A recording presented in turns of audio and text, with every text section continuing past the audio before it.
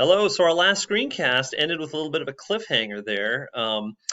If we sever this corpus callosum as a treatment of epilepsy, does that have any effect on the individual? Well, I would encourage you to pull up the slideshow and watch this video because it kind of shows and answers that question, but I'll attempt to briefly explain. In the video, they show a person, they're called split brain patients who's had their corpus callosum separated, and they have him staring at a screen, at a little dot, and they project an image or a word on the right side of that dot. Now, when you look at a screen, the right eye, the information from the right eye, actually crosses over, for reasons we'll talk about later, to the left side of your brain. So the left side of your brain is what actually sees the word spoon. And then if you say, okay, what did you see? Well, the speech side of your brain is also on the left. So if you ask this person, what do you see? They will be able to send that information, they saw the spoon, from the occipital lobe to the speech area, and they can say spoon. If, however, you project it on the left side of the dot, the information goes to the left side, or the right side of the brain.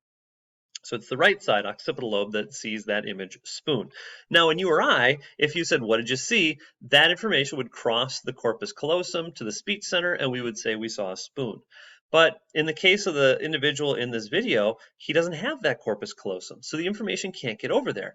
And if you say, what did you see? He will say, I don't know. I don't know. I can't tell. I didn't see it. But if you then give him a pen and ask him to draw with his left hand what he saw, he will draw a spoon because the left hand is controlled by the left side, or the same side of the brain that saw the spoon. And after he draws the spoon, if you say, what did you draw that for? He will not be able to say why he drew what he drew. So it's crazy. And it kind of highlights how there's these kind of individual little parts of the brain all working together in different ways. It's a very cool case. Other parts of the cerebrum. The limbic system is a collection of structures that are kind of related close to each other anatomically. The hippocampus processes long-term memory and emotional responses. It's not fully developed until age 2.5, which is why you don't really have many long-term memories from before you were at least 2.5. You know, your birth seems like being born would be a pretty major moment that you'd remember, but you can't because you didn't have a hippocampus fully developed yet. And then here's just a structure of that hippocampus in a transverse section of the brain, or a frontal section of the brain, and then kind of exposed here in the sagittal section. The amygdala processes emotional memories, particularly fear.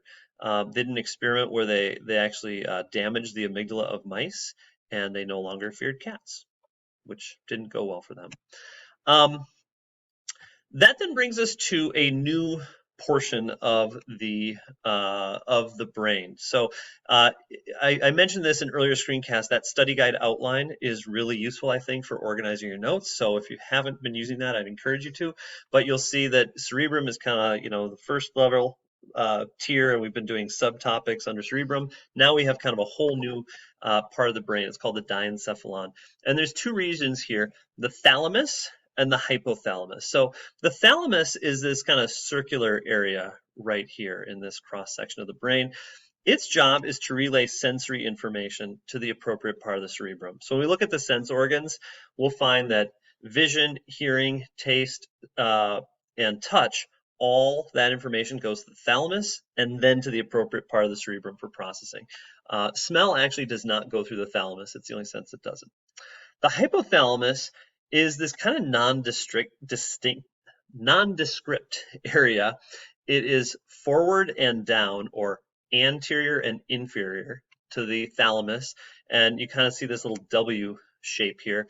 And it works with the pituitary gland to regulate what I call the 4 F's: feeding, fleeing, fighting, and mating. And when we look at the endocrine system later, we'll talk about that in a little bit more detail. Another new part of the brain is the cerebellum. So again, cerebrum, diencephalon, cerebellum. This coordinates motor movement and helping with balance and coordination. So it's this pretty distinctive portion of the brain right here. Here's in cross section, very lovely with the white and gray matter, very distinctive. You may remember the motor cortex, that little band in the back of the frontal lobe. That's what's actually controlling voluntary movement. But this works with that motor cortex to kind of balance, coordinate those activities. And then finally, the brainstem. And the brainstem is this part right down here. It's highlighted down there as well. This regulates basic physiological processes. So heart rate, breathing, blood pressure, these kinds of things are all controlled. There's subregions, the midbrain, pons, medulla oblongata. I'm not going to have you worry too much about the distinctions between those, but at least know they exist. Yeah, so this part is actually probably the most ancient part of our brain from an evolutionary point of view. And if that's damaged, game over. You can't really live. If Phineas Gage's tamping iron had gone through the brainstem, he wouldn't have been able to regulate these basic processes that keep him alive, and that probably would have killed him.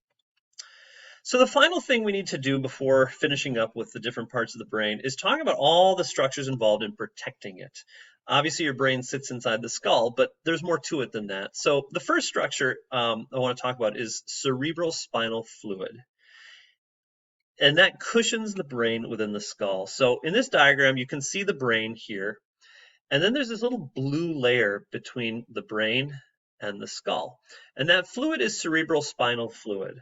Now you might think, how does that help protect it? Just a little layer of fluid. So what I usually do in class is I'll bring a jar, a salsa jar, and I'll put an egg, a raw egg, inside that jar, and I'll fill the jar completely with water.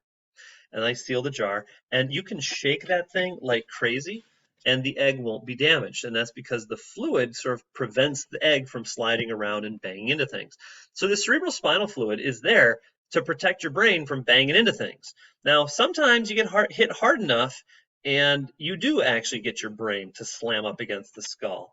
And you probably have heard of what that is. Do you know? It's a concussion. And so a concussion is caused by damage to the brain from banging into the skull because you got hit hard enough and the cerebral spinal fluid couldn't protect you. Now, what's interesting is you're continually producing cerebral spinal fluid in structures called ventricles. So these just look like spaces, just open spaces within the brain, but there's cells lining these spaces that produce cerebral spinal fluid, and that cerebral spinal fluid is produced and then it drains, ultimately going into the bloodstream. So you make about like a little Dixie cup glass. Do you even know what Dixie cups are anymore? Little cup like this big, a shot glass, for those of you who know alcoholics. So it's about that much, and you produce and drain, produce and drain every single day. That's interesting because there's a condition where that cerebral spinal fluid can't drain properly, and that condition is called hydrocephalus. And so the question is, what effect will that have on an adult brain if you're constantly producing this fluid but it can't drain? Well, remember how I said the brain is about the consistency of tofu? This is what happens with hydrocephalus. Here's a typical brain. The black is the ventricles, that fluid-filled space. And look at what's happened here. There's so much fluid built up that it actually pushes the brain up against the skull and it crushes it. All this brain tissue has been crushed into this small area. This is a huge deal. If it's allowed to go unchecked, it can cause severe brain damage, permanent brain damage, which is a huge deal. Now, what happens if it happens in a newborn baby?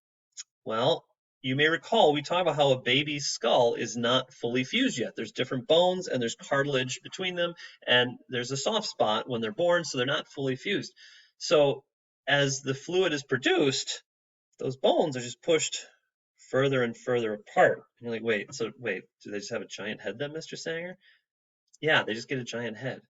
And you might think, whoa, that's not good. But actually, this is good. And the reason why is because by expanding the skull, it's preventing the brain from getting damaged.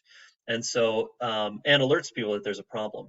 And so what they can do is they can intervene and they can put a little tube inside there and drain the fluid. It's a pretty major procedure, but they can do it. And by expanding, because their skulls expand, it protects the brain so that they can go on to live normal, happy lives. Couple more structures, the dura mater and the pia mater. So both of these are just kind of connective tissue layers. The dura mater is the outer protective layer, and the pia mater is the inner protective layer. The dura mater is this tough, white, opaque layer, while the pia mater is kind of a thin, transparent layer. So in white here, that's the dura mater. And in this salmon color here, that's the pia mater with the blue cerebral spinal fluid in between. Now, if you dissect a brain, the dura mater is super obvious. Just to get at the brain and see the structures, you have to cut the dura mater off. You cannot miss it. Tough, white, opaque. Think durable dura mater. The pia mater, though, is, think peewee. It's tiny. It's little. It's almost easy. It's actually easily missed because it's this thin layer of saran wrap essentially that goes around the brain. And so if you kind of squeeze the brain, you see these wrinkles appear, and those wrinkles are that pia mater. There are finally some additional structures I just want to point out. We'll look more at these when we look at the sense organs, but there's olfactory bulbs, which are involved in processing smell. Those are these right here. There's an optic chiasma, which is this X-shaped structure. That's why visual information crisscrosses to the opposite side of the brain, as we saw in the split brain patient. And then I just want to highlight there's nerves that kind of come in and out of the brain at various points. And so if we do a dissection, you see all these structures. I kind of wanted to highlight those. So that's it for the brain. Next up, we'll look at how the nervous system actually sends signals throughout the body.